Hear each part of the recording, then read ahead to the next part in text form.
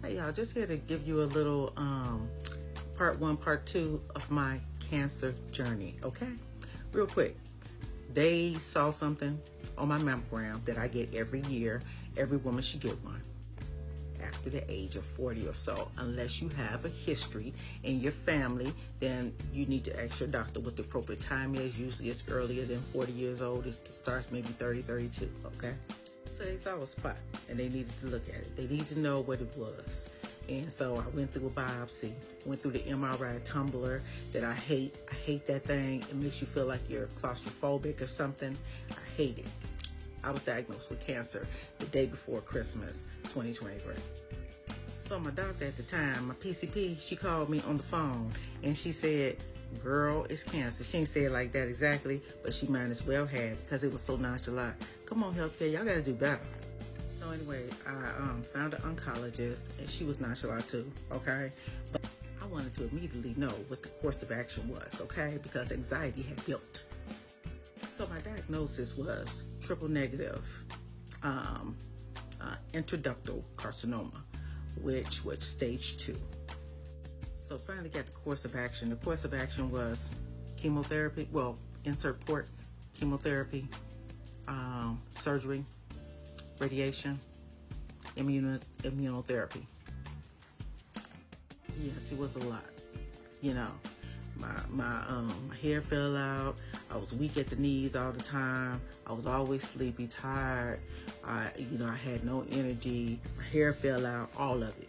All of my hair fell out, okay? I tried to insert a clip somewhere, but all my hair fell out, okay? And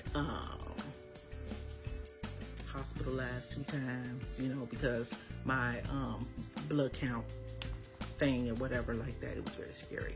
But through it all, my fingernails and my toenails, they turned black and they got hump in them, and everything. So yeah, it's a lot of poison they pumping in your body, so it's not nice. You feel sick all the time. I didn't have an appetite. I lost a good 20-25 pounds, something like that. Started the course of action with the chemotherapy. The chemotherapy seemed like it lasted forever. I was seeing those people every week from January to that July, okay? It was horrible. But, I really didn't like some of the staff at the time or whatever. I wasn't really, I wasn't really feeling it. The facility wasn't the best. And so, I tried to transfer care. And then they told me, girl, you already started care with them. So you got to stay right where you at. So that's what I did. Just know that if you start care somewhere, that's where they're going to tell you got to stay unless you're moving out of state or something.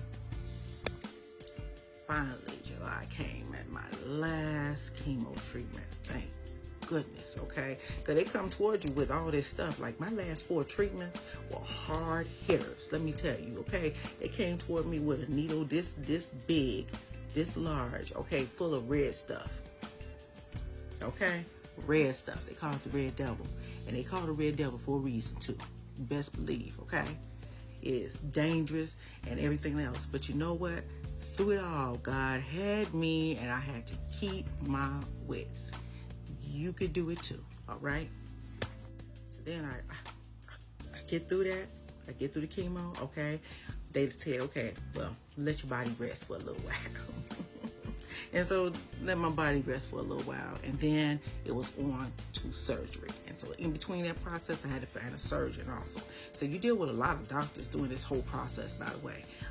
You have an oncologist, your regular PC, you got your you have the surgeon, you have and you got all their staff and stuff to deal with, and whatever else goes on in between that. If you have like a thyroid problem, you got to go see an endocrinologist. If you have anemia, you got to go see, make sure your blood count and everything's good, and you got to get constant blood, constant.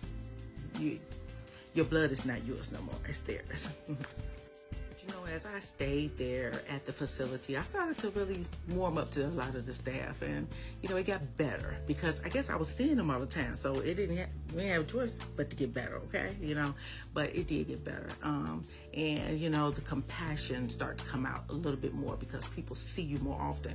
If they don't see you as regularly, maybe they're not as friendly, or at least they don't seem that way. You know, like I said, we got to work with our health care, okay? I fainted twice, once in a store. They had to call the paramedics. Child, I thought I was good, honey. I was like, oh, I had a good day. I was feeling so good. Thought myself going shopping, honey. Had to call the paramedics. And then the second time, I fell out at home, okay? Girls couldn't even wake me up, okay? They had to call the ambulance again.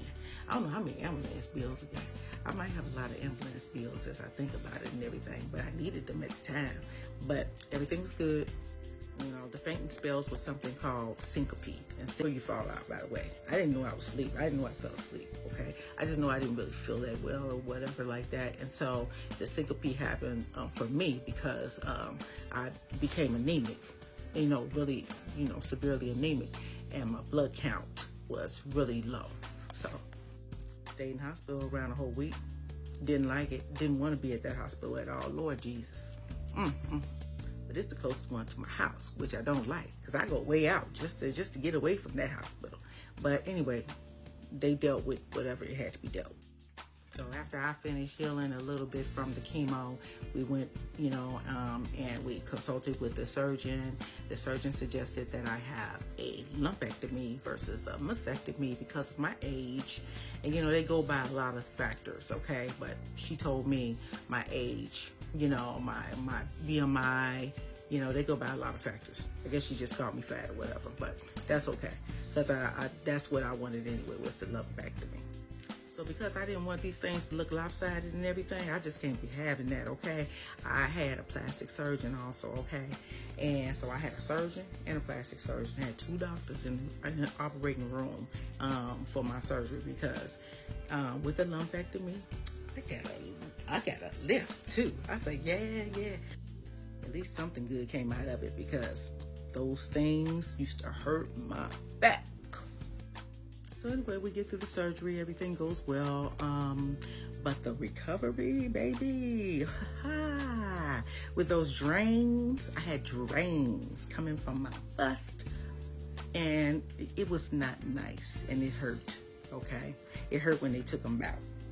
Yeah, I felt that when it came out, but I felt one, but I didn't feel the other, because maybe that one took care of both of them, but either way, they got them out and everything, and it felt a lot better after the drains came out. Now, you have to sleep like this, like.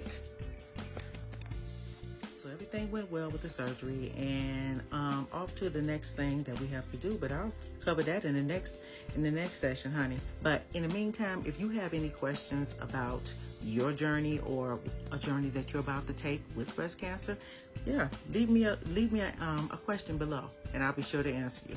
Until next time, look out for part 2.